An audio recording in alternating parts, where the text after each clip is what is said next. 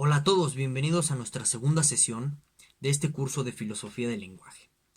Y bueno, si eres nuevo en esta serie de videos o eres nuevo en el canal, te voy a dejar en la descripción del video el enlace a la primera sesión de este curso y también el enlace a nuestro grupo de Facebook donde intercambiamos lecturas, comentarios y discusiones. Y bueno, antes de comenzar me gustaría decir dos cosas. La primera, no subí lectura al grupo para esta sesión porque sinceramente yo no encontré una lectura que fuera lo suficientemente accesible a todo el mundo. Y bueno, una de mis intenciones con respecto a estos videos o a este curso es que la filosofía del lenguaje sea accesible a todo el mundo, no solamente al público o al auditorio especializado en filosofía del lenguaje o en filosofía misma, ¿de acuerdo? Entonces, hasta que no encuentre lectura, pues no la voy a subir. Tiene que reunir ese requisito, que sea accesible a todo el mundo.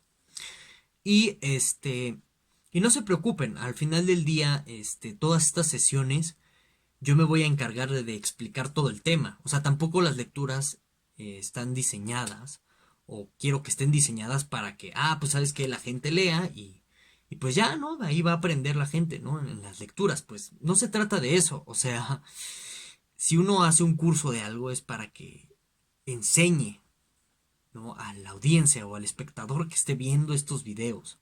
Porque si se tratara de, ¿sabes qué? Pues aprender por lecturas, pues mejor no veas los videos, quédate con las lecturas, ¿no? En fin, entonces no te preocupes tanto por las lecturas, porque yo aquí me voy a encargar de explicarlo todo con peras y manzanas y también de introducir cierto nivel de complejidad para que la gente que ya tenga un poquito más de nivel en el tema, se ponga a pensar más allá. ¿Me explico? Ok. Y bueno, el tema de esta sesión es la filosofía del lenguaje de Frege, ¿de acuerdo? Y bueno, para los que no conozcan a Frege, él es Frege, este señor de acá. Uh-huh. Ok. Y bueno, pues comencemos diciendo o hablando un poco de Frege. ¿Quién es Frege? ¿O quién fue Frege? Bueno, Frege es un matemático que nació a mediados del siglo XIX y es uno de los padres de la filosofía analítica, ¿de acuerdo? Entonces, por mencionar algunos de aspectos biográficos de Frege interesantes, ah, les puedo comentar que él pues es germano, uh-huh, y que su padre, curiosamente, escribió un tratado de lengua germánica o del alemán, en el que en la primera sección de este tratado incluyó algo que se conoce como la lógica del lenguaje, ¿no? Y esto es muy interesante porque nos dice que, como vamos a ver, los temas que trataba Frege ya estaban en alguna forma o en alguna manera en el seno familiar. Y bueno, Frege se titula con una tesis de doctorado sobre el espacio matemático, el espacio geométrico. Y bueno, si ustedes me preguntaran, oye Felipe, ¿a quiénes consideras que son los dos filósofos más ignorados en toda la historia de la filosofía? Ignorados en su tiempo. Pues yo les diría que sin duda es Nietzsche y Frege. Frege fue muy ignorado en su tiempo y cuando comenzó a tener un poco de renombre, fue duramente criticado por matemáticos como Hilbert. Entonces, en realidad, la trascendencia de Frege se debió a dos personas en particular. Una de ellas es Russell y otra es Peano. Sin estos dos personajes, Frege no hubiera trascendido, no lo recordaríamos. Y también, pues, la tradición analítica misma ha hecho que Frege sea uno de los pilares de la filosofía analítica. Porque en muchos sentidos el método de análisis conceptual es heredado por Frege. Y también una de las posturas más importantes en filosofía analítica en el área del lenguaje, el referencialismo, es una de las posturas más fuertes y bien heredada de Frege, ¿de acuerdo? Incluso se les llama fregeanos a todas estas personas en filosofía analítica que comparten o postulan ideas similares a las que yo voy a explicar aquí sobre Frege, ¿de acuerdo? Esto de la filosofía analítica, si de pronto te saca de onda, ¿con qué me refiero con esto? puedes ver el video de la primera sesión donde ahí hablo in extenso sobre la filosofía analítica con las debidas precauciones. ¿De acuerdo?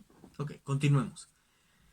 Bueno, en el contexto de Frege existe algo que se llama psicologismo matemático. Y aquí podrían cuestionarse muchos. Oye, pero ¿qué no se supone que es un curso de filosofía del lenguaje?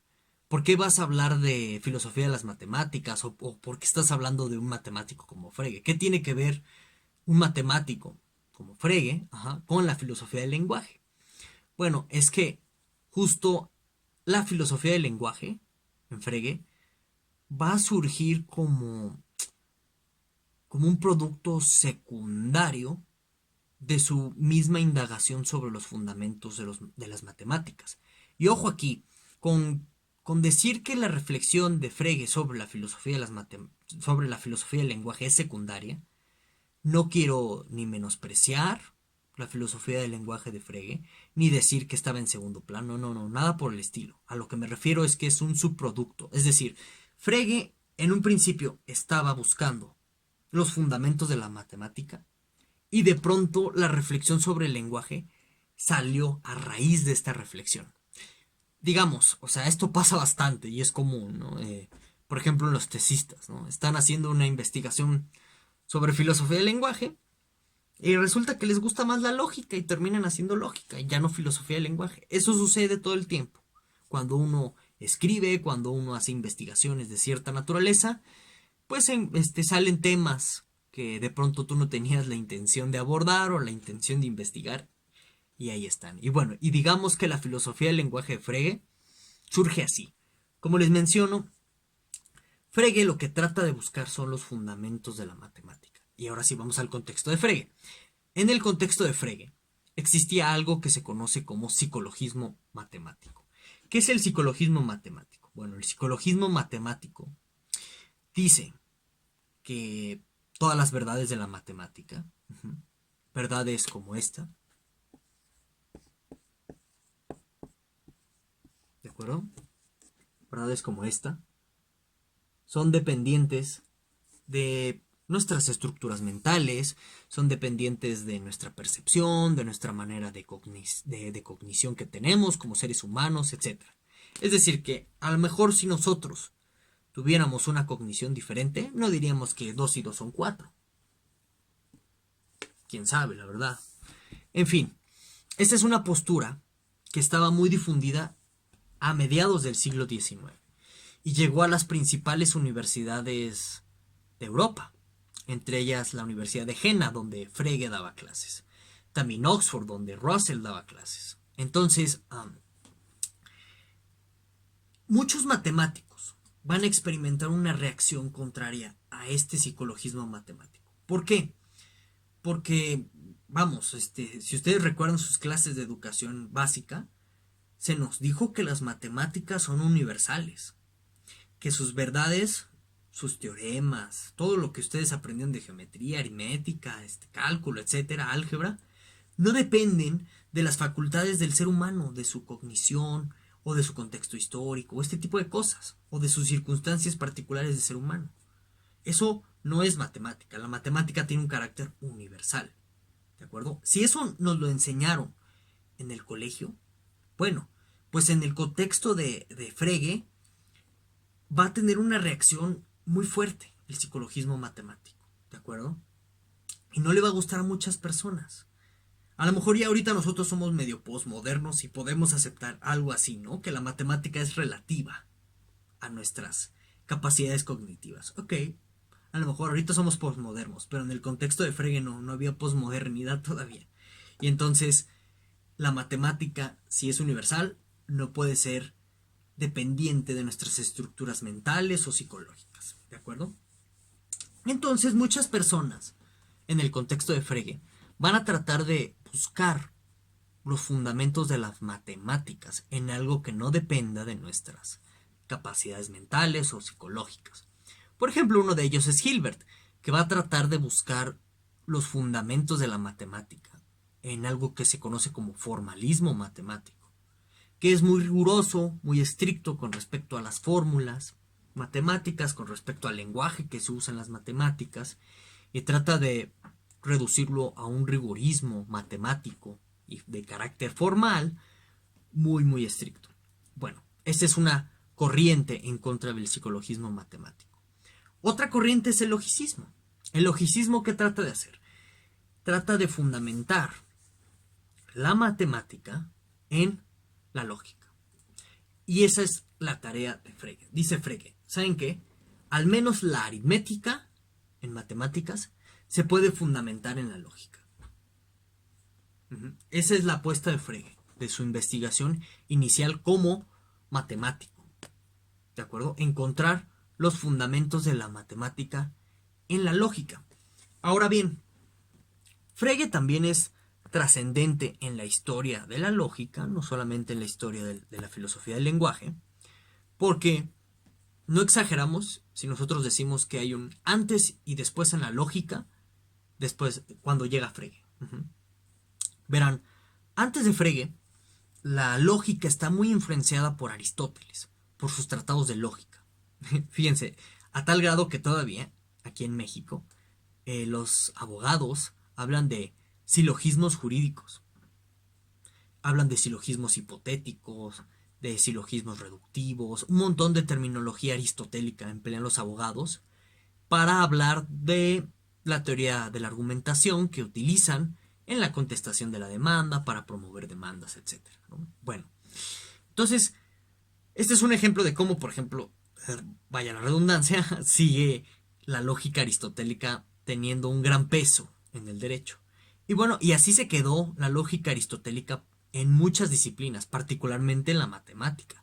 Hasta que llega Frege, instaura algo que se conoce como simbolismo lógico o lógica simbólica, ¿no? Entonces, a lo mejor a algunos ya les es familiar lo siguiente.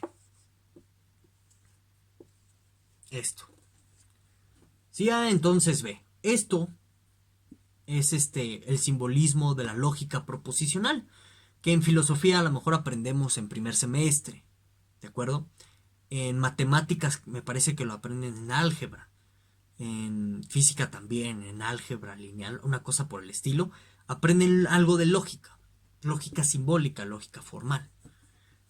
Ahora, aquí hay un conflicto, porque Boole es otro matemático que a la vez está desarrollando su propio sistema de lógica, su propio simbolismo lógico, y Frege no conocía, nunca había leído a Boole, y entonces es muy interesante porque gran parte de su vida la va a dedicar Frege a decir por qué mi trabajo como matemático no es ni siquiera similar al de Boole. Ok, esa es una de los fetiches, yo le llamo así, de Frege, ¿no? Tratar de decir por qué no eran idénticos. Entre los comentaristas e intérpretes de Frege, esa es una eterna discusión, ¿no? Tratar de entender por qué Frege decía que su trabajo era diferente al de Boole. Bueno, entonces Frege es un logicista. Y lo que trata de hacer es fundamentar las verdades de la aritmética en la lógica. Y es una lógica muy sui generis en ese momento, es decir, una lógica muy especial, que ahora ya conocemos como lógica proposicional, lógica simbólica, ¿de acuerdo? Pero en su momento es muy particular. Entonces aquí es donde surge la reflexión sobre el lenguaje de Frege. ¿Por qué? Porque Frege se da cuenta que no podemos utilizar, para hablar de los fundamentos de la matemática, no podemos utilizar el lenguaje ordinario y coloquial que nosotros tenemos. ¿Por qué? Bueno, pues porque cree Frege, ¿no? Que el lenguaje natural, así le llamamos al coloquial en lógica, que el lenguaje natural es imperfecto, es ambiguo, y la matemática tiene que ser precisa, rigurosa, para que pueda ser de carácter universal.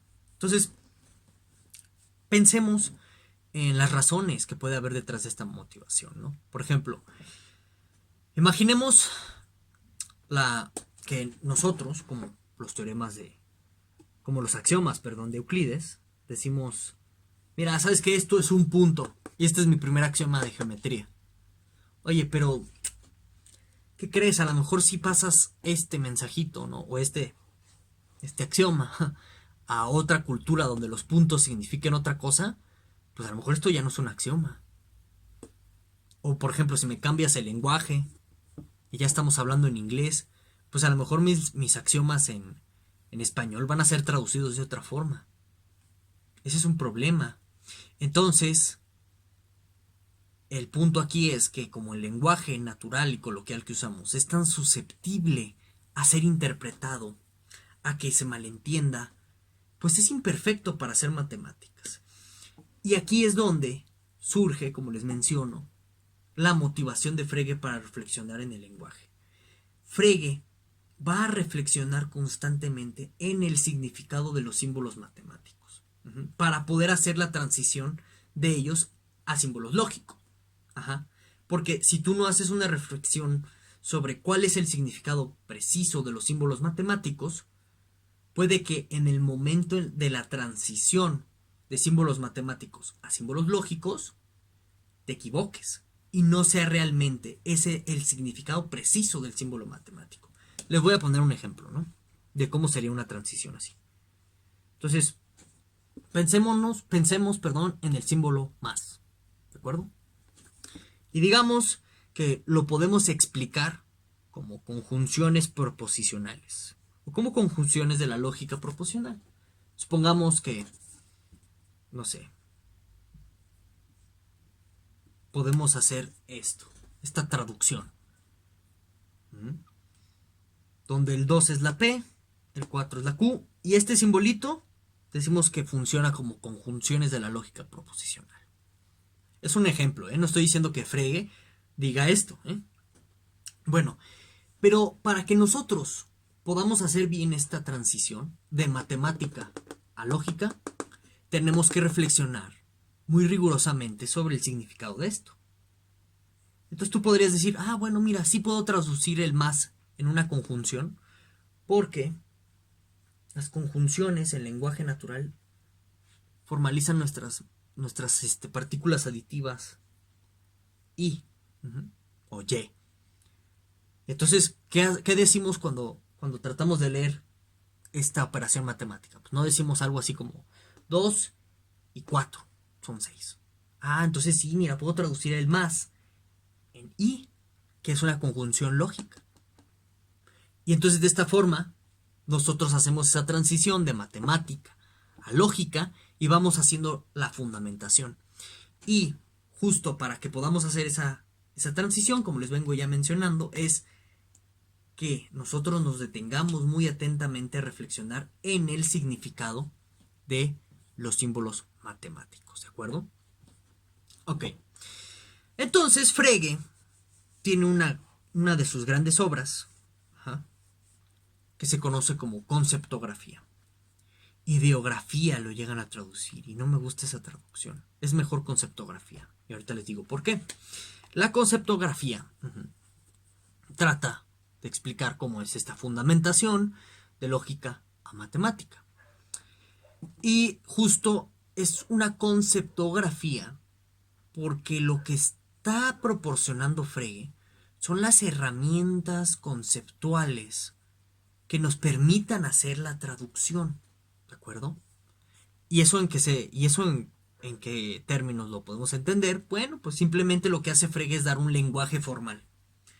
Y este lenguaje formal es el que permite la traducción. Y bueno, ¿qué es un lenguaje formal? Bueno, si ustedes se meten al buscador de Google, van a encontrar el lenguaje proposicional, el lenguaje de primer orden, el lenguaje de la teoría de conjuntos, ¿no? Por ejemplo, a lo mejor recuerdan estos simbolitos, aquellos que no estén familiarizados. Esto es un lenguaje formal. Esto también es otro lenguaje formal. ¿Por qué les decimos lenguajes formales? Porque se especifica el significado de cada uno de los símbolos que aquí aparecen sin que puedan significar otra cosa. Por eso es ideal esto como conceptografía para poder traducir el lenguaje de la matemática al lenguaje lógico. ¿De acuerdo? Entonces, ¿por qué decimos que esto tiene un único significado? Pues porque nosotros lo establecemos y no se puede cambiar ya una vez establecido. Decimos, este simbolito significan las I del español, este simbolito significan las O del español, esta es una intersección y entre conjuntos y solo significa eso, ese símbolo y así, ¿no? Ok. Ahora, en la conceptografía, Frege va a tener que explicar la reducción de muchos símbolos a términos de lógica proposicional. Reducción, traducción, ¿de acuerdo? Pero, oh sorpresa, se va a encontrar Frege con uno de los símbolos que más dolores de cabeza han dado tanto en filosofía de las matemáticas como en filosofía del lenguaje. Y es el siguiente. ¿A qué no adivinan cuál es? Este de acá. El igual. A igual a B. Entender cuál es el significado de esta expresión es es una de las preocupaciones que hay detrás de conceptografía, que en sentido y referencia, un artículo posterior de Frege va a cambiar por completo de opinión, ¿de acuerdo? Y bueno, entonces aquí, para tratar de entender Frege, ¿qué significa esto? En la conceptografía, Frege se da cuenta de lo siguiente, que en realidad este tipo de expresiones lo que hacen es hablarnos de nuestro uso del lenguaje, ¿no? O sea, lo que tratamos de hacer según Frege en la conceptografía es decir que A refiere a lo mismo que B.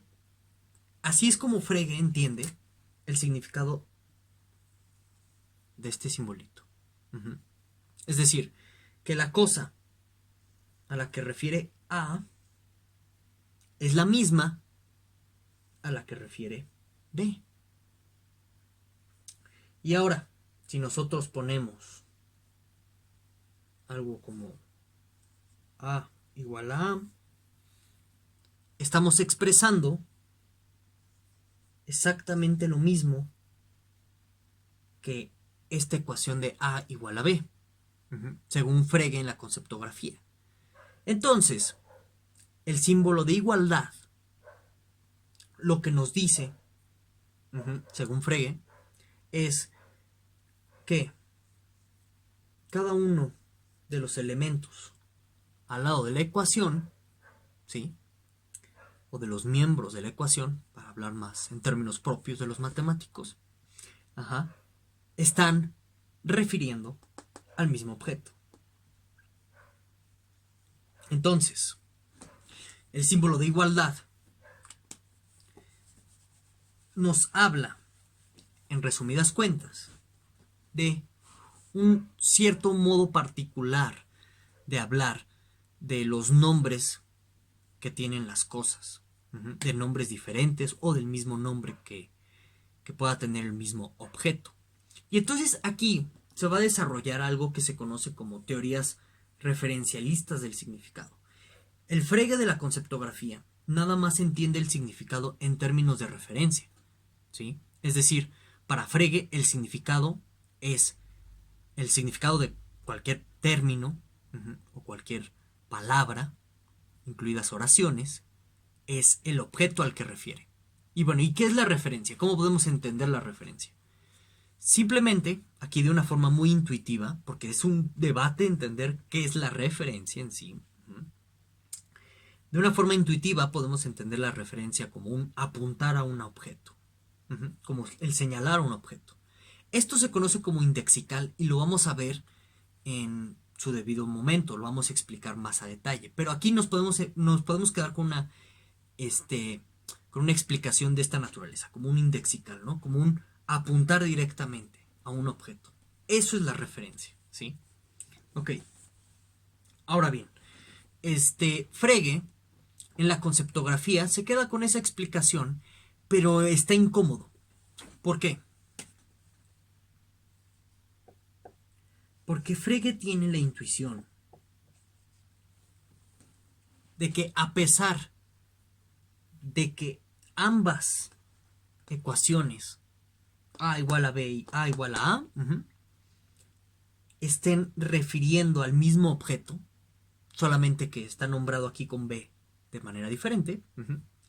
A pesar de que estas dos expresiones refieran al mismo objeto, Frege cree que se está diciendo algo más aquí, que no es exactamente lo mismo que se está diciendo acá. ¿De acuerdo? Y aquí es donde comienza sentido y referencia. El texto que va a escribir Frege 15 años después de la conceptografía, retractándose él de la concepción de significado que tiene en este texto de la conceptografía. Entonces, vamos a volver a recordar. En la conceptografía hay una concepción referencialista del significado. ¿Esto qué quiere decir? Que todas nuestras palabras refieren a objetos. Y aquí hay que hacer la aclaración. Pueden ser objetos físicos como objetos abstractos. Y si se dan cuenta, esto de los objetos abstractos viene muy bien para un matemático, ¿no? Porque cosas como los números, 2, 4, 3, etcétera, tienen una referencia abstracta. Es decir, tú no ves en la calle caminando el número 3, por ejemplo, ¿no? Es un concepto. Entonces, esta referencia a objetos se puede entender la palabra objeto en estos dos sentidos, objetos físicos y objetos abstractos. Ahí estamos en la conceptografía. Bueno, Frege se va a retractar de esta concepción del significado en este texto o en este artículo conocido como sentido y referencia. Y bueno, para tratar de explicar este algo más, Frege en sentido y referencia utiliza el ejemplo de éspero y fósforo. Pero yo para explicar qué es este algo más de Frege, voy a utilizar otro ejemplo y después voy a explicar el ejemplo que da Frege en sentido y referencia, ¿no? Bueno, miren, yo me llamo Felipe, ¿de acuerdo? Y vamos a representar el nombre Felipe con una F. Así, ¿qué les parece? Y entonces, pues, nosotros podemos decir Felipe es Felipe. ¿De acuerdo? Esta es una verdad tautológica, si ustedes quieran llamarle así, o trivial. ¿Por qué? Porque no nos dice nada. Es decir, nos dice que una cosa, en este caso una persona, o sea, sé yo, ¿sí? Se llama Felipe y que este nombre que refiere a esta persona, ¿sí? Es idéntico a la misma persona que tiene este mismo nombre. No dice nada nuevo, ¿verdad? Ok. Pero, ¿qué creen? Tengo un primer nombre y es Jesús. Entonces, vamos a representar mi primer nombre con una J. Y entonces, ustedes acaban de aprender algo nuevo. Que Felipe es Jesús. Y aquí hay que notar lo siguiente, que tanto el nombre Felipe refiere a esta persona, o sea, sé yo, y que también el nombre Jesús refiere a esta misma persona, o sea, sé yo, ¿de acuerdo? Y entonces, en términos de la conceptografía, si nosotros nos acoplamos a la explicación de qué está sucediendo aquí, vamos a recordarla, ninguna de las dos oraciones diría algo diferente, ¿de acuerdo? ¿Por qué? Porque esta oración, este simbolito, el igual, lo que nos dice es algo sobre nuestra manera de usar nombres. ¿Esto qué quiere decir? Que lo que nos dirían estas dos oraciones es que, pues sabes qué, una misma cosa, es decir, Felipe, tiene dos nombres diferentes. Esto, en última instancia, dice lo mismo que esto. ¿Por qué? Porque Felipe la cosa es idéntica a Felipe la cosa y Felipe es idéntica a esta cosa a la que está refiriendo a Jesús mismo, que también está refiriendo a esta. Nos está hablando de una mera y trivial identidad. Es como si dijéramos 1 es igual a 1, ¿de acuerdo? Pero hay algo más aquí que no está capturando la explicación convencional de la conceptografía. Y es que aquí se aprende algo nuevo. Aquí no. Aquí estamos expresando una trivialidad. ¿Sí? Que una cosa es idéntica a otra cosa. Hasta ahí. Esto es trivial. Es decir, no nos dice nada sobre el mundo. Pero acá sí nos está diciendo algo nuevo. Porque ustedes no sabían que yo me llamaba Jesús. Entonces, aquí hay un sentido diferente. Voy a ponerlo así. Y eso es el sentido en Frege, en este texto de sentido y referencia. El sentido es nos habla de una información, de un aspecto cognitivo, de un aspecto epistemológico que nosotros aprendemos cuando nos enteramos que una cosa tiene dos nombres diferentes. Entonces, en este sentido, el Frege dice que el sentido es un modo de determinación o un modo de presentación del referente. Es decir, vamos otra vez al ejemplo de Felipe es Jesús. Vamos otra vez a este ejemplo. ¿Por qué el sentido es un modo de presentación o un modo de determinación? Porque recordemos que el sentido tiene que ver con una cuestión epistémica, ¿de acuerdo? Es decir, el sentido nos habla de un aspecto cognitivo a partir del cual nosotros adquirimos un nuevo conocimiento, ¿sí? Entonces, este sentido lo que hace es decirnos que este nombre, Jesús, refiere a la misma cosa a la que refiere el nombre Felipe. ¿De acuerdo? Entonces, el sentido es un modo de presentación del referente porque nos dice que un nombre refiere a lo mismo que otro nombre. Así de fácil. ¿De acuerdo? Ahora, vamos ahora sí al ejemplo de Frege. Frege utiliza el ejemplo de esfero y fósforo, ¿no? Esfero se le llamaba en la antigüedad al lucero de la mañana, que en realidad es el planeta Venus, pero en ese momento no se sabía. Entonces, esfero le llamaban así al lucero de la mañana y fósforo le llamaban así a la estrella que se veía en la noche. Y la gente creía que eran dos estrellas diferentes. Entonces, dice Frege.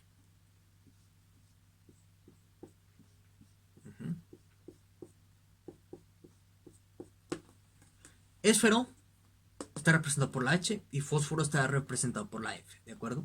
Y dice Frege lo siguiente. Si estas dos oraciones dijeran lo mismo o significaran lo mismo,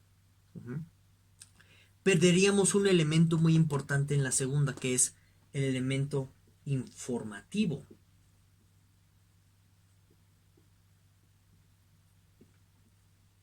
Ay, déjenme lo escribo bien. Perderíamos el elemento informativo.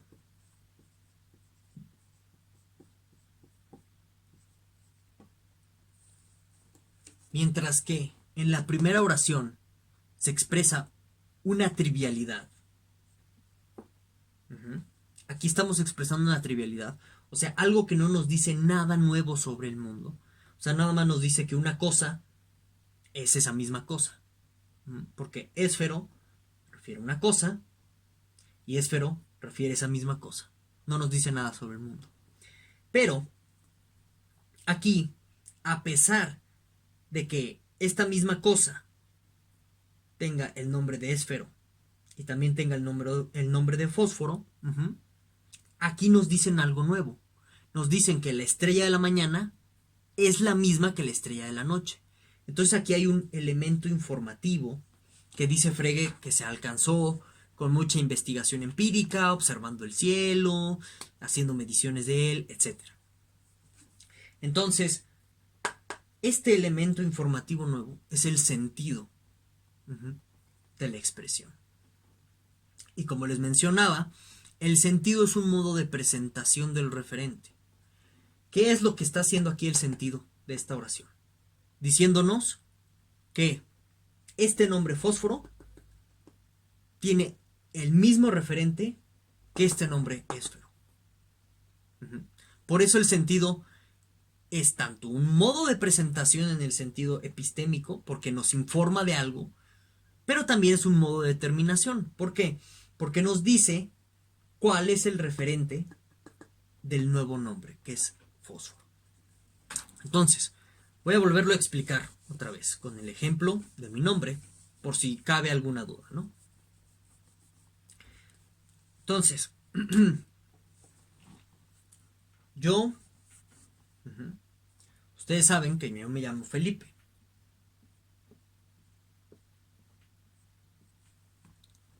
¿Sí? Y esta expresión es trivial. Felipe es Felipe. O el nombre Felipe refiere a una cosa determinada, ¿de acuerdo? Y este nombre refiere a esa misma cosa. Eso es trivial, no nos dice nada nuevo. ¿Sí? ¿Por qué no nos dice nada nuevo?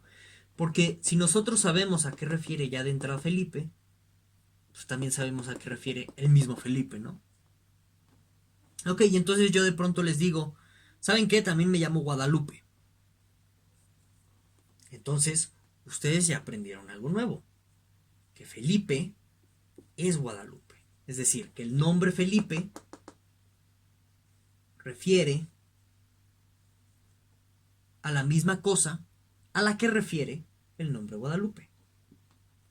Entonces, vean, ambas expresiones refieren al mismo objeto, ¿sí? Vean ustedes, refieren al mismo objeto. Entonces, en un sentido de referencia, no dirían lo mismo ambos tipos de expresiones. Pero la segunda nos está diciendo algo nuevo, algo que ustedes no sabían, que yo me llamo Guadalupe. Entonces, esta segunda expresión es informativa.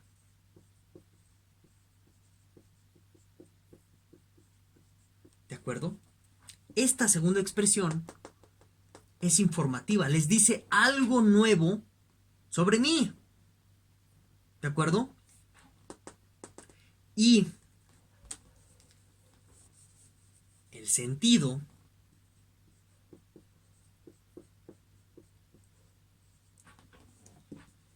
de una expresión como esta es un modo de presentación porque les dice esta información nueva sobre mí, que yo me llamo Guadalupe.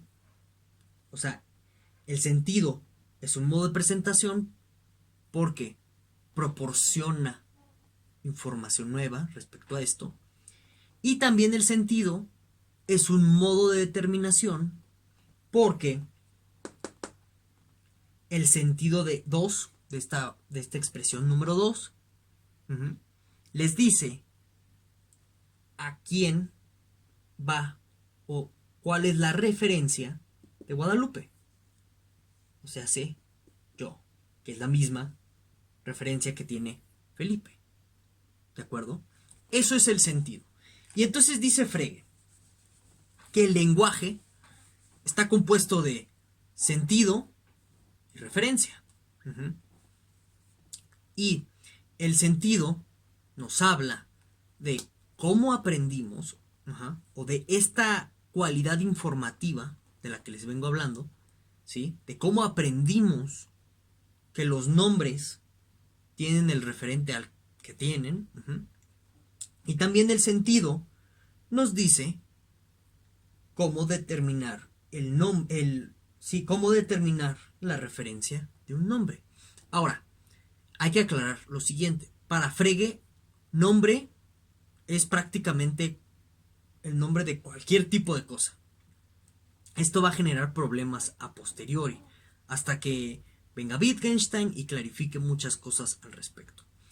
De esto vamos a hablar más adelante en la sesión de Wittgenstein, ¿de acuerdo? Ok. Ahora,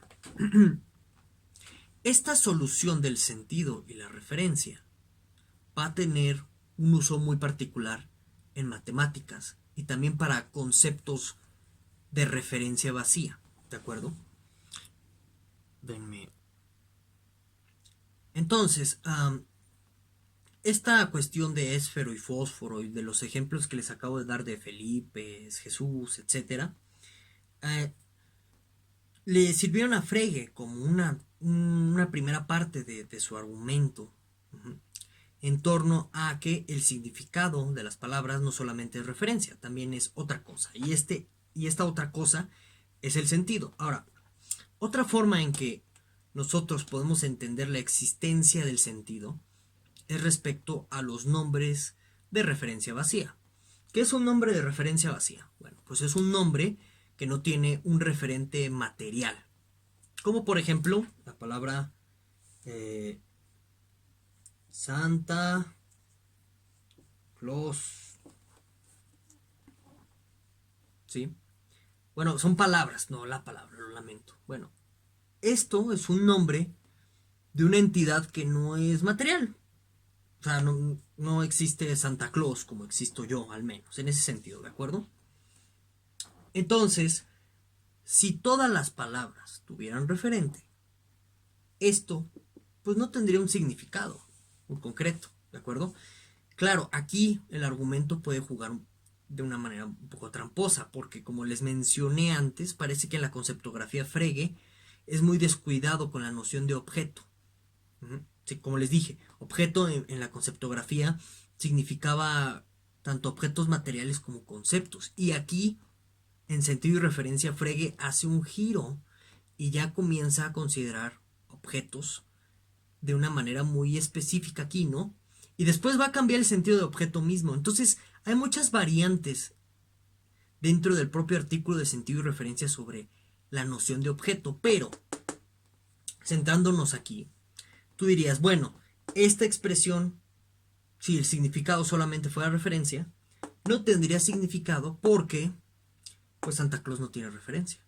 Es un término de referencia vacía. Y tenemos, sin embargo, el sentido. El sentido hace significativa la oración porque nos dice, nos informa respecto a qué refiere este nombre. Es un modo de presentación, el sentido, recordémoslo. En el caso de Santa Claus, pues lo aprendimos de una cierta forma en la escuela, en cuestiones educacionales, ¿no? De nuestro propio lenguaje. Entonces nos presenta el referente de una determinada forma, como, no sé, el señor barbón gordo, ¿no? Que trae regalos en Navidad. Y el sentido también es un modo de determinación, aunque aquí no haya referencia, nos remite al concepto mismo de la Navidad, ¿no? De la familia, de los regalos, etcétera. Entonces, gracias al sentido, a pesar de que esto no tenga referencia, se conserva el significado del nombre Santa Claus. ¿De acuerdo? Ahora, aquí hay una concepción a la que nos va a llevar esta cuestión del sentido y referencia, muy compleja y muy difícil de aceptar, aunque haya freguianos que lo hacen, ¿no? Entonces, ya para cuando va finalizando Frege el artículo de sentido y referencia, dice Frege lo siguiente, que esto es muy extraño. Oraciones como el perro sale de la casa. Esa oración la voy a formalizar aquí como A. ¿Sí? Oraciones como esta. El perro sale de su casa. La formalicé como A. Refieren a una entidad muy particular y tienen un sentido muy particular dentro de esta concepción que se desarrolla en sentido de referencia, que se generaliza a todo. Dice Frege que el sentido de cualquier oración es un pensamiento. El sentido, es pensamiento. Entonces, voy a formalizar sentido como S. Y voy a formalizar pensamiento como una P. Entonces dice Frege que el sentido de cualquier oración es un pensamiento. Y dice, y la referencia de cualquier oración es un valor de verdad. Lo voy a representar con una V. ¿De acuerdo? Entonces, ¿qué es lo que está queriendo decir Frege con pensamiento? No es necesariamente pensamiento algo mentaloso, aunque hay personas que en la filosofía analítica contemporánea sí lo interpretan de esa manera. Pero Frege es muy ambiguo con su noción de pensamiento.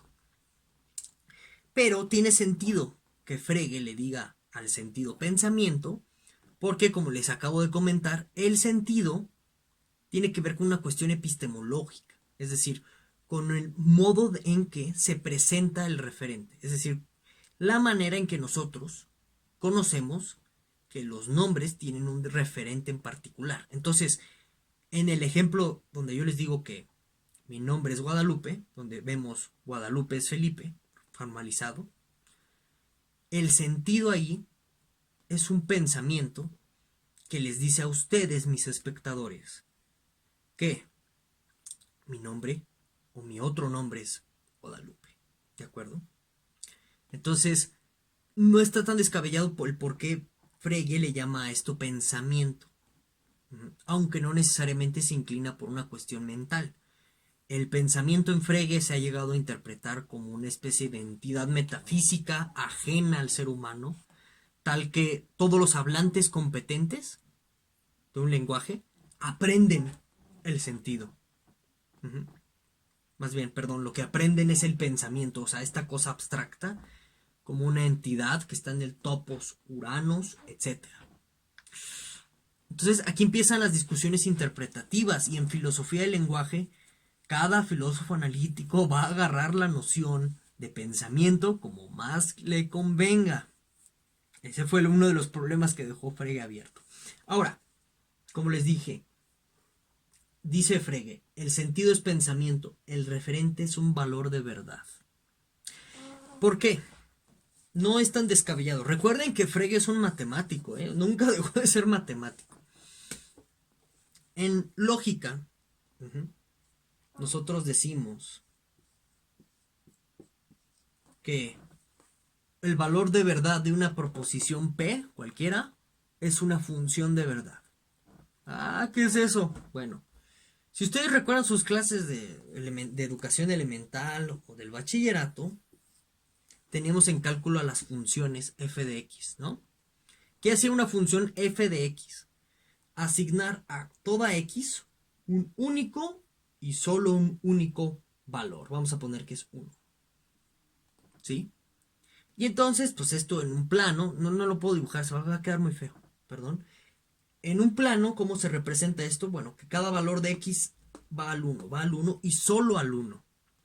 Entonces en lógica, lo que hacemos con simbolizar o representar los valores de verdad con funciones de este estilo, o sea, esto es una función, quítale la v, ponle una f y ya queda lo mismo, pero tradicionalmente se representa así, v, que es función de verdad, y se le conoce esto como función valuación, etcétera, ¿no? Okay.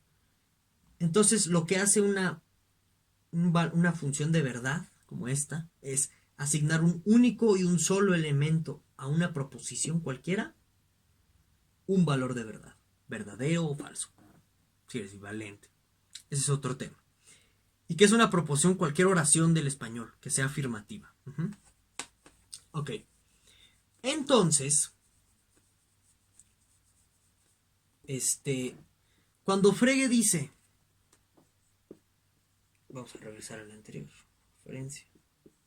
Cuando Frege dice que la referencia de cualquier término es un valor de verdad, lo que está queriendo decir Frege es que el lenguaje es funcional, o sea, se comporta como una función. ¿Qué quiere decir esto?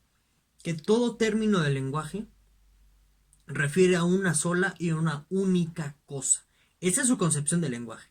Entonces, por ejemplo, si yo digo, el perro está orinando, vamos a poner esa oración de ejemplo, lo que hace el lenguaje es referirse a una única y sola cosa. Tal que si existe esa cosa, es el caso mi oración. Entonces, o es verdadera mi oración. Entonces, por eso Frege dice que la referencia de cualquier oración es un valor de verdad.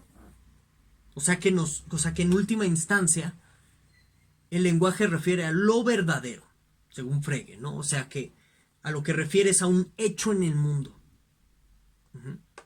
Esta es una concepción particular de la verdad lógica que va a desarrollar después Wittgenstein. Entonces es importante que tengan todos estos elementos que les acabo de explicar de Frege para que podamos profundizar y entender el pensamiento del primer Wittgenstein, o sea, el del Tractatus Lógico-Filosóficos.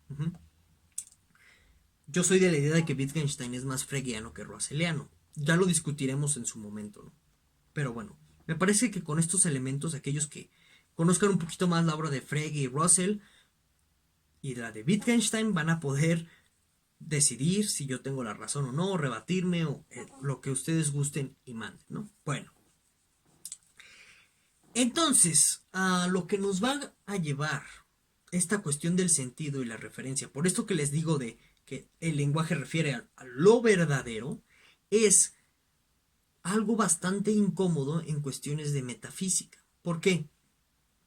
Porque Frege, en sus últimos escritos, va a terminar haciendo una ontología monstruosa, brutal. Es decir, para Frege, cada oración del lenguaje refiere a una entidad metafísica independiente del mundo. Entonces imagínense, es una ontología súper grande, porque por cada oración que nosotros emitamos, refiere a una cosa, a una entidad, que es esto de la verdad, ¿no? De una forma así muy abstracta y extraña. Entonces, por algo que se conoce como navaja de Occam en filosofía analítica, ¿qué es la navaja de Occam? Bueno, la navaja de Occam consiste en que deseches ciertas teorías que postulan demasiadas entidades metafísicas, porque una teoría que hace explicaciones metafísicas demasiado complejas, pues por lo regular no son el caso. Entonces, por una cuestión, vamos a llamarlo así, estadística, la navaja de Occam te dice no, prefiere una teoría metafísica que postule en sus explicaciones la menor cantidad posible de entidades metafísicas. Entonces, por navaja de Occam, pues tenemos que rechazar la ontología que se sigue de Frege. Y entonces no podemos aceptar que la referencia sea un valor de verdad. Al menos no como Frege lo estipuló. Y de aquí se siguen todas las discusiones en torno tanto a la forma de leer a Frege como a la forma de entender esta cuestión de la referencia. Y ahora, para la próxima sesión, va a llegar el señor Russell, ¿de acuerdo? Entonces, ¿se acuerdan que yo les dije que para Frege la referencia es lo verdadero? Bueno, va a venir Russell y va a decir, bueno, a ver, ¿qué pasa con oraciones como el rey de Francia es calvo? Pues que no tienen referente alguno. Porque en Francia no hay reyes, ¿de acuerdo? Actualmente no hay reyes. Entonces decimos la oración, el rey de Francia es calvo. No refiere a nada. No podemos decir que es falsa la oración porque no refiere a nada. Referir a nada no es lo mismo que decir que es falso, ¿de acuerdo? La falsedad y no referir a nada son dos cosas diferentes. Y dice Russell, oraciones como el rey de Francia es calvo no refieren ni a lo verdadero de Frege. Entonces aquí hay otra cosa, hay algo más, dice Russell. Porque, fíjense, y ya no opera como tal en la oración el rey de Francia es calvo, como en el sentido del significado, o sea, ya no opera ahí el sentido freguiano o de Frege, porque ni siquiera hay un referente, ni siquiera un concepto, no hay nada. Está completamente vacío. Y dice Russell, hay algo más. Obviamente hay una cuestión ahí conceptual, pero hay otras características que se pueden rescatar detrás del nombre el rey de Francia. Y eso, dice Russell, es una descripción definida que nos va a regresar no exactamente al referencialismo freguiano, que es muy directo, sino algo que se va a llamar denotación. Y nos va a meter Russell en la segunda gran corriente de la filosofía del lenguaje analítica, que es el descriptivismo. Y bueno, pero eso ya es tema del siguiente video. Ahora, vamos a hablar de los comentarios que hicieron algunas personitas en el video anterior. Y bueno, vamos a dedicar los últimos 5 o 10 minutos, como dije al inicio de este video, a algunas de sus preguntas y comentarios que me hicieron tanto en YouTube como en Facebook. ¿De acuerdo? Entonces, comencemos con las preguntas de YouTube, ¿no? Dice Berserker 793. ¿Hay algún filósofo, filósofa, que haga un uso particular de los dos tipos de filosofía del lenguaje? La continental y la analítica. Me parece que se pueden complementar de una manera fascinante. Bueno, sí hay filósofos que hacen un uso muy sui generis de ambos tipos de filosofía del lenguaje. El primero es Badiou, y Lyotard sería el segundo. Badiou es un personaje dentro de la filosofía francesa contemporánea muy particular. No es ni continental y tampoco es analítico. Y ha generado mucha polémica por el lado de los filósofos de las matemáticas analíticas, porque lo acusan de no saber matemáticas y no, que es puro choro lo que hacen. Lo que él trata de hacer es un tipo de análisis sociopolítico de las matemáticas. Y entonces, pues es muy criticado por eso, ¿no? Pero Badiou tiene un librito que se llama La antifilosofía de Wittgenstein. Entonces, Badiou encuentra un punto de enlace entre la filosofía analítica y la filosofía continental a partir de Wittgenstein. Y lo que trata de hacer Badiou es explicar cómo. Miren, aquí tengo el librito, si permítanme. Denme unos segunditos. Ay, no se puede caer eso de arriba. Acá está, miren. Este es el librito del que les hablo. La antifilosofía de Wittgenstein. Y habla particularmente del Wittgenstein del Tractatus. Dice él que no le gusta el segundo Wittgenstein, el de las investigaciones filosóficas, porque dice que lo ve muy típico de los filósofos analíticos. Yo diría que es al revés, no concuerdo ahí con Badiou, pero bueno. Y entonces ve ese punto de entrada en que la filosofía continental y la filosofía analítica, a partir del primer Wittgenstein, conducen inevitablemente, y hace analogías con Heidegger, ¿no? Conduce inevitablemente al fin de la filosofía misma. Y es el fin de ciertos discursos que podemos considerar dentro de la filosofía como prístinos, como esta búsqueda del saber por el saber, ¿no? Típica así de Sócrates, ¿no? Con su toga de no, yo solo sé que no sé nada. Eso se acabaría cuando tú combinas la filosofía del lenguaje del primer Wittgenstein con la filosofía continental, particularmente hablando de la hermenéutica. Este es un abordaje que se ha dado. Otro es el de Lyotard, y se habla ahí del el fin de los metarrelatos, ¿de acuerdo? Igual, Lyotard utiliza ciertas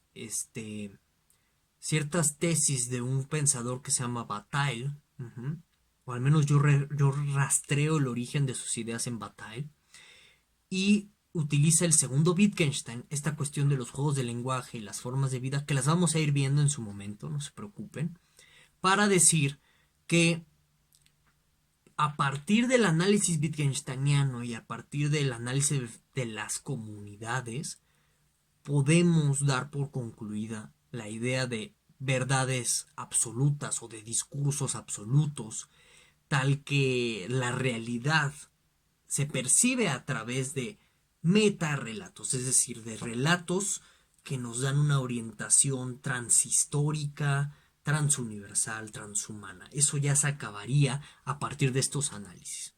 Entonces, ese es un abordaje o una complementariedad que se ha tratado de dar. Y es interesante observar que, por ejemplo, hay otro pensador. A ver, denme un segundo, a ver si alcanzo el libro. Uy, no, este no es. Ah, no, ese tampoco es. Ah, bueno, es Jacques Mauverès. Y tiene un libro que se llama El filósofo entre los autófagos. Ese es otro tipo de abordajes. No lo encuentro, está por aquí, pero no quiero despegarme mucho a la cámara, perdón.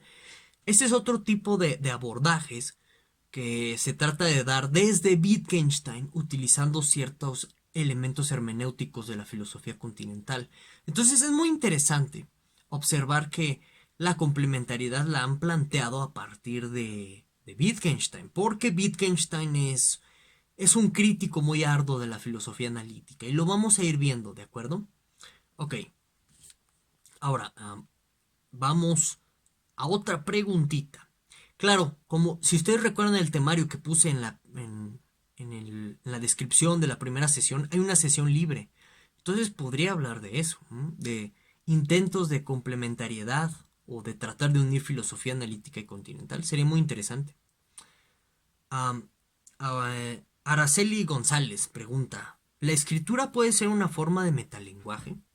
Sí, Araceli, sí puede. Los metalenguajes son lenguajes que se utilizan para hablar de otros lenguajes. A diferencia de los lenguajes objetos, que se utilizan para hablar ya de cosas específicas. Entonces, por ejemplo, la RAE. La RAE, o sea, los manuales de la RAE, los diccionarios, son metalenguaje. ¿Por qué? Porque se utilizan para hablar del mismo lenguaje, ¿no? O sea, cosas como no, pues mira, cuando tratamos de conjugar un verbo, lo tienes que conjugar así, asado, etcétera. Pues eso es metalenguaje. Entonces, ¿la escritura puede ser un metalenguaje? Sí. El segundo Wittgenstein, vamos a observar que sus análisis son metalingüísticos. A diferencia del primero, que no acepta la posibilidad del metalenguaje. Y de ahí se va a seguir la paradoja del Tractatus, ¿sí? Que la vamos a ir explicando cuando lleguemos a la sesión del Tractatus. ¿De acuerdo, Araceli? Pero muy buena pregunta. Dice Anabela Sánchez, al presentarse el entendimiento por medio del conocer, el mundo del lenguaje, ¿es posible sin lenguaje descifrarlo? ¿O todo está representado a través de los sentidos y por mediación del lenguaje? Es una pregunta muy, muy interesante. Porque es como el clásico dilema de, oye, si se cae un tronco en medio de la nada y no hay nadie, pues se cayó el tronco en realidad. Es decir, sin un mediador que represente el mundo, ¿existe el mundo? Pues más o menos sería lo mismo con el lenguaje. O sea, cuando nosotros hacemos que el lenguaje se vaya, o cuando ya no hay lenguaje, en realidad, ¿existe un mundo del que hablar? Era lo que yo les comentaba un poco respecto a las categorías, ¿no? O sea, nuestros conceptos de filosofía del lenguaje, ¿no? Cuando les traté de decir cómo es una lectura hacia atrás, del presente hacia atrás, decir que Platón hace filosofía del lenguaje, que Hegel hace filosofía del lenguaje, que Nietzsche hace filosofía del lenguaje.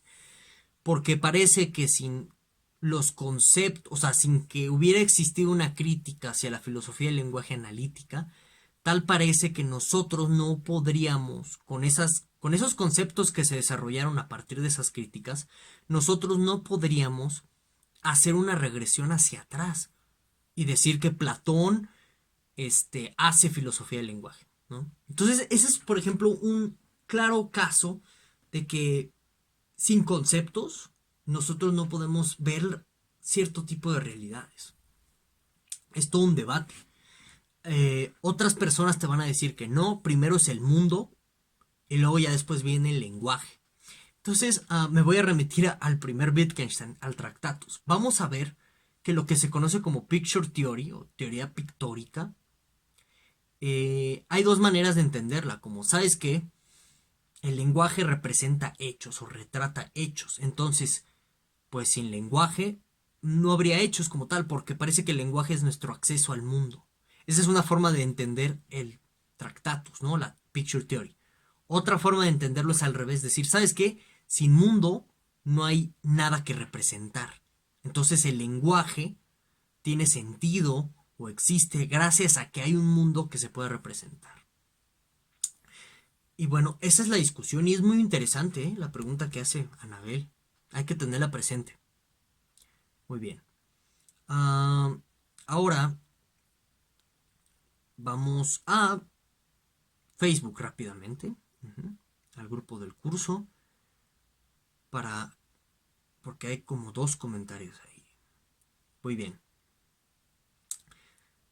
Cedrero Trendes. Con el Cedrero Trendes, perdón, es que luego los nombres son complicados de pronunciar. Con él ya tuve una discusión muy interesante por inbox en torno a si el Círculo de Viena tiene bases fenomenológicas o no. Él decía que el Círculo de Viena es fenomenalista y yo le decía que no, que pues en realidad es un eufemismo para tratar de encubrir raíces fenomenológicas en la filosofía analítica, porque Heidegger tiene raíces fenomenológicas y entonces admitir esas raíces fenomenológicas en la filosofía analítica puede acercar de una manera que a muchos no les gusta, ¿no? A la filosofía analítica con la filosofía continental y entonces yo estaba discutiendo con él eso, pero eso está abierto al debate, ¿eh? Y es una lectura. Vamos a profundizarla más sobre estas raíces o bases fenomenológicas cuando lleguemos a la sesión del Círculo de Viena, ¿de acuerdo? Pero bueno, Cedrero Trendes dice: no estoy de acuerdo con varias ideas que se le atribuyen a la filosofía analítica. No es cierto que toda la filosofía analítica sea formalista o logicista. No es cierto que la filosofía analítica sea necesariamente referencialista. Un ejemplo de ello es el mismo Frege. Ni tampoco es cierto que dentro de la filosofía analítica las únicas excepciones a la regla sean de un corte pragmatista. Un saludo cordial. Bueno, esto de un ejemplo de ello es Frege, la verdad no estoy muy seguro. Estaría bien que me enseñara Cedrero Trendes algún tipo de evidencia textual, ¿no? Para comparar y para discutir, ¿no? Pero bueno, eso es un comentario ahí, muy válido, se queda. Y tiene razón Sendrero, Trendes, ¿no? Yo de hecho lo dije, ¿no? En el video de la sesión pasada, que la etiqueta de filosofía analítica o sea, las etiquetas per se son injustas. Siempre nosotros, al etiquetar a un conjunto de pensadores, vamos a cometer ciertas injusticias. ¿Por qué? Porque las etiquetas no respetan variedades, no respetan particularidades. Y entonces uno puede decir, son estructuralistas los filósofos analíticos. Y de pronto se escapa, ¿sabes? O sea, se te escapa uno que no lo es. O uno que es a medias, o uno que tiene un pensamiento muy sui generis. Eso pasa y eso ocurre. Y Sendero tiene razón, ¿no?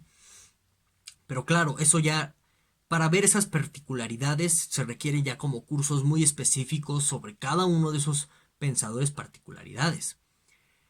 Y dice que dentro de la filosofía analítica las únicas excepciones a las reglas sean de un corte pragmatista. Sí, claro, o sea, yo les mencionaba que hay como posturas no referencialistas que son pragmatistas dentro de la filosofía analítica. Eso es verdad.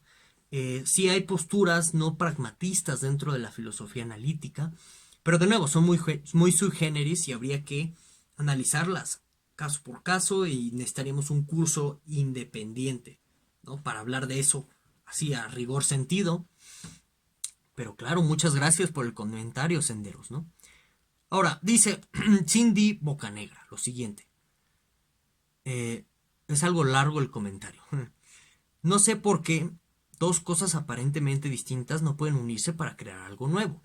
Siempre mis profesores de lógica y epistemología me decían que perdí el tiempo leyendo a Baudelaire y Camus. El primer estadio de una mente que funciona bien es el lógico. La disciplina de la lógica es la primera herramienta fundamental. ¿Por qué no unirla a la hermenéutica? Para mí la hermenéutica es el trasfondo personal de cada uno. Es el segundo estadio, emotivo, sentimental, y esto es lo que nos hace humanos. La razón y el sentimiento, sensatez y sentimientos, Jane Austen, van unidas, no separadas. ¿Cuál es el resultado de esta unión aparentemente contradictoria? Creo que cuando la mente se une al sentimiento, aparece un tercer estadio. Un objeto externo a mi ser, construido por mí, desde mi ser, por medio de mis razonamientos y vivencias, pero distinto a mi ser. Al poner este objeto, que viene de mí, pero es distinto de mí, al exterior el exterior que construye. Construyo algo en el mundo como una filosofía de la acción, la filosofía del lenguaje. Su finalidad, creo, no es otra más que superarse a sí misma. Es llevar a manifestar el lenguaje en el mundo, pero cuando sea llevada al mundo ya no será más que lenguaje, sino un constructo objetual material, un ser algo en el mundo tangible y concreto, que viene del ser humano, pero no es humano, sino del producto de él como ser humano. Muy bonito el comentario de Cindy, la verdad, me gustó. Yo pienso que, por ejemplo, en la historia de la filosofía, personajes como Kant tienen que llegar, ¿no? O sea, Kant es visto como el gran sintetizador o el gran unificador, podríamos parafrasear esa expresión, de dos corrientes de pensamiento, ¿no? Como el racionalismo y el empirismo. Es el gran sintetizador de estas dos corrientes de pensamiento. Entonces, históricamente se ha presentado, o sea, casos en donde hay personas que sintetizan posturas diferentes, corrientes de pensamiento diferentes, tradiciones diferentes, y como les mencionaba, ¿no? Con el comentario de senderos, o sea, la distinción entre analíticos y continentales tampoco hay que tomárnosla tan tajante en todos los casos. Va a haber traslapes, o sea, personas que están de un lado y del otro, personas que pueden hablar con las dos tradiciones, personas como yo, por ejemplo, ¿no? Que tenemos una formación analítica, o sea, todos mis profesores en la licenciatura fueron del Instituto de Investigaciones Filosóficas. Yo fui estudiante asociado de ese instituto. Yo estuve ahí conviviendo. Iba a los seminarios, discutía con investigadores, ese tipo de cosas, ¿no? Entonces mi formación es analítica hasta que yo llegué a un punto en el que dije, ¿sabes qué? Le falta mucho a la filosofía analítica. Y además me clavé mucho con las críticas de Wittgenstein. Yo dije, no, por aquí no es el camino de la filosofía. Ese fue mi parecer, ¿no? Hay que hacer una antifilosofía que reconstruya la filosofía, que hagamos una nueva filosofía. Tenía un profesor en la licenciatura que daba filosofía renacentista y él decía que estamos como en un paradigma similar al de la filosofía del Renacimiento. O sea, como que tratando de buscar una filosofía no tan, no tan apegada a la academia, y que sea un poco más abierta a las personas. Ese era como el espíritu del Renacimiento, del humanismo renacentista. Salirse de las academias, a veces los expulsaban, ¿eh? Y tratar de hacer traducciones, o sea, como que acercarse a la gente. Ajá. Y entonces decía este profesor, ¿no? Que estamos como en una especie de transición así. Como que ya hay muchas personas, yo me incluyo en parte, ¿no? Que ya no ven mucha fe en la academia. Y entonces tratamos de construir algo nuevo, de construir nuevos espacios, de hacer nuevas filosofías. Entonces sí, Cindy, claro, o sea, no hay razón de antemano para que filosofía analítica y continental sean como agua y aceite, ¿eh? Como te digo, hay traslapes, hay muchos matices, no hay que ser tan tajantes en las distinciones. Y a nivel histórico, o sea, yo pienso como en gran parte lo que soy, ¿no? Un historiador de la filosofía, en gran parte soy eso. Yo pienso que sí, o sea, hay eventualidades que nos van a llevar inevitablemente a esa transformación, a ese renacimiento o a ese nuevo paradigma en la filosofía. Miren, al final del día, como les comentaba en el video anterior, la filosofía no está ajena a cambios sociales. Vino Alejandro, destruyó la polis griega y nacieron las filosofías estoicas que buscan la felicidad internamente. Vino el descubrimiento de América y salió la filosofía de la modernidad y con ello la epistemología contemporánea, o al menos los principales problemas de la epistemología contemporánea vienen de ahí o están discutiendo con la epistemología de la modernidad. Y surgió por todos estos momentos de ruptura. Entonces yo pienso que ahorita con la situación mundial en la que vivimos todos, va a surgir una nueva filosofía. Es inevitable. ¿Cómo va a ser esa nueva filosofía y qué va a traer? Pues es muy interesante reflexionar en eso. Bueno, ya llevamos 1 hora 15 minutos. Espero que les haya gustado el video de Frege de hoy. No olvides dejarme todos tus comentarios y dudas aquí abajo del video en la cajita de comentarios. en el grupo de Facebook. Únete si eres nuevo y ves este video de casualidad. Y bueno, sin más, nos vemos hasta la próxima sesión de nuestro curso de filosofía del lenguaje. Hasta pronto.